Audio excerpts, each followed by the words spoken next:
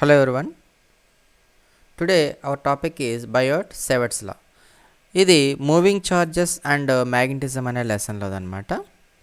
ఇది senior intermediate concept. ఇది question ఎలా అడుగుతారంటే స్టేట్ అండ్ ఎక్స్ప్లెయిన్ బయోట్-సేవర్ట్ లా. ఇక్కడ బయోట్ అనేది అతను ఒక సైంటిస్ట్ పేరు అనమాట. సెవర్ట్ అనేది ఒక సైంటిస్ట్ పేరు. వీళ్ళిద్దరూ కలిపి ఒక ఎక్స్పెరిమెంట్ని డిరైవ్ చేశారనమాట. సో దాని మీద క్వశ్చన్ అనమాట. దీని యొక్క స్టేట్మెంట్ ఇవ్వాలి అండ్ దీన్ని ఎక్స్ప్లెయిన్ చేయమన్నారనమాట. ఫస్ట్ వన్ వచ్చి బయోట్-సేవర్ట్స్ లా. ఈ సైడ్ హెడ్డింగ్ పెట్టి జనరల్ ఎక్స్ప్లెనేషన్ చేస్తాం. Statement: the magnitude of magnetic field induction due to small element of current carrying conductor is directly proportional to the strength of the current, comma length of the element and sign of the angle between the position vector and element and inversely proportional to square of the distance of the point from the element. ఇక్కడ చూద్దాం. Suppose ఇక్కడ the magnitude of magnetic field induction. అసలు field induction ఎక్కడ develop అవుతుంది? ఇది ఒక current carrying conductor. దీనికి మనం ఒక పేరు పెట్టుకుందాం. This is R, this is Q. ఈ ఆర్క్యూ అనే వైర్లోంచి కరెంటు ఇలా పాస్ అయి వెళ్తుంది అనమాట. కరెంట్ పాస్ అయి వెళ్తుందంటే ఏంటి? ఇక్కడ ఎలక్ట్రాన్స్ ఫ్లో అవుతున్నాయి అనమాట త్రూ దిస్ కండక్టర్. ఇలా ఫ్లో అవుతున్నప్పుడు ఈ కండక్టర్ చుట్టూ, అంటే ఒక కరెంట్ వైర్ ఇలా ఉంది, ఈ కండక్టర్ చుట్టూ ఈ టైప్లో ఒక మ్యాగ్నెటిక్ ఫీల్డ్ అనేది జనరేట్ అవుతుందన్నమాట. ఇలా సర్క్యులర్గా వైర్కి, అంటే ఎలక్ట్రాన్స్ ఎక్కడ ఉంటే అక్కడ ఇలాగా సర్క్యులర్గా ఇలా మ్యాగ్నెటిక్ ఫీల్డ్స్ జనరేట్ అయ్యి ఉంటుందన్నమాట. ఇప్పుడు మనం ఏం చేయాలి? ఇక్కడ ఏదో ఒక ఈ వైరు, అంటే దీని మీద టోటల్గా ఫ్లో అయ్యే కరెంట్ ఎంత అంటే టోటల్ కరెంట్ దీని మీద వెళ్ళేది. అలాగే దీని యొక్క లెంగ్త్ ఆఫ్ ది వైర్ ఎంత అనమాట? L. Length of the wire వచ్చి ఎల్. ఈ ఎల్ మీద ఎంత మ్యాగ్నెటిక్ ఫీల్డ్ జనరేట్ అవుతుంది అంటే బి, అంటే మ్యాగ్నెటిక్ ఫీల్డ్ ఇండక్షన్ అనమాట జనరేట్ అవుతుంది. That is B. ఇప్పుడు మనం ఏం చేయాలంటే ఈ మ్యాగ్నెటిక్ ఈ ఫీల్డ్ని ఫైండ్ అవుట్ చేయాలన్నమాట. ఇక్కడ ఫీల్డ్ ఇండక్షన్, ఇదిగో ఇది మ్యాగ్నెటిక్ ఫీల్డ్ ఇండక్షన్ని మనం ఫైండ్ అవుట్ చేయాలి. అంటే దాని యొక్క ఇంటెన్సిటీ ఎంత ఉంటుంది, అది ఎట్లా ఫామ్ అవుతుంది అనేది ఫైండ్ అవుట్ చేయాలన్నమాట. సో కాబట్టి ఏం చేస్తాం మనం? ఈ వైర్లో ఆర్క్యూ అనే వైర్లో కరెంట్ ఫ్లో అవుతుంది కదా, దీన్ని ఒక స్మాల్ ఎలిమెంట్ తీసుకున్నాం. టోటల్ లెంగ్త్ ఏమో ఎల్ అయితే కనుక వైర్ లెంగ్త్ డిఎల్ అనే ఒక స్మాల్ లెంగ్త్ని కన్సిడర్ చేస్తాం. డిఎల్ అనే స్మాల్ లెంగ్త్ని కన్సిడర్ చేసినప్పుడు ఈ లెంగ్త్కి ఇంత దూరంలో, అంటే ఇక్కడ పి అనే ఒక పాయింట్ని ఐడెంటిఫై చేసుకున్నాం.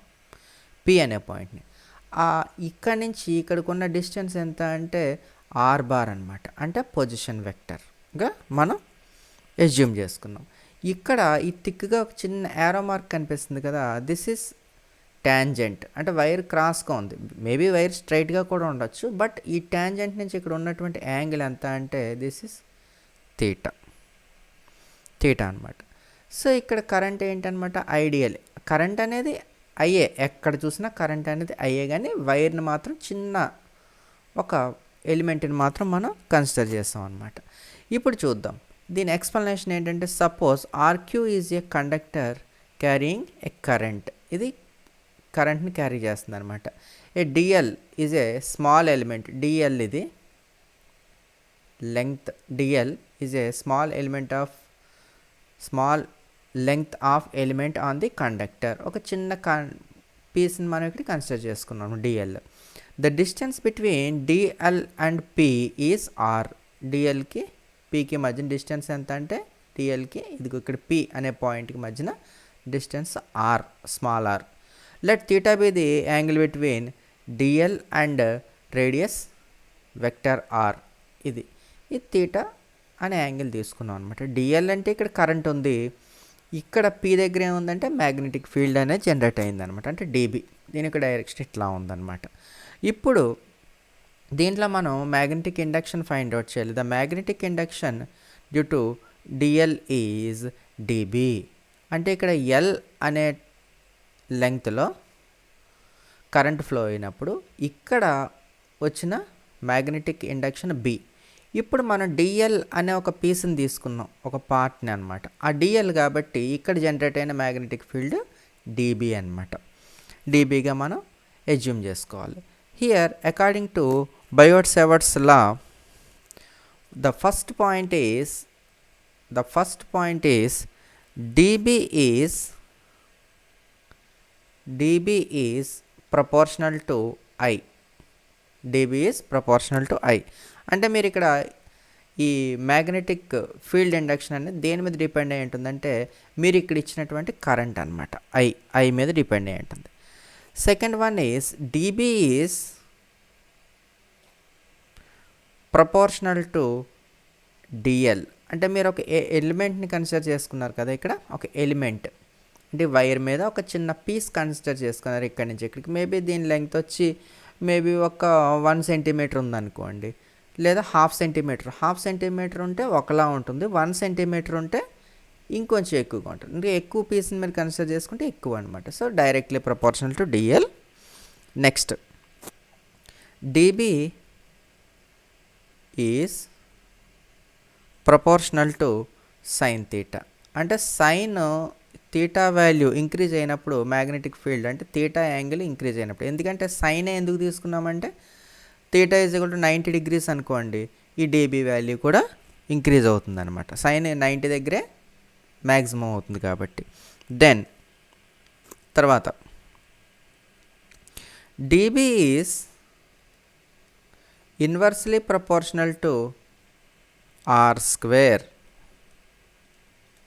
అంటే ఆర్ స్క్వేర్ ఇది డిబి ఇన్వర్స్లీ అంటే ఇక్కడ ఈ డిస్టెన్స్ కనుక పెరిగింది అంటే కనుక ఇండక్షన్ డిక్రీజ్ అయిపోతుంది అనమాట. కాబట్టి square of the distance between these 2 points అనమాట.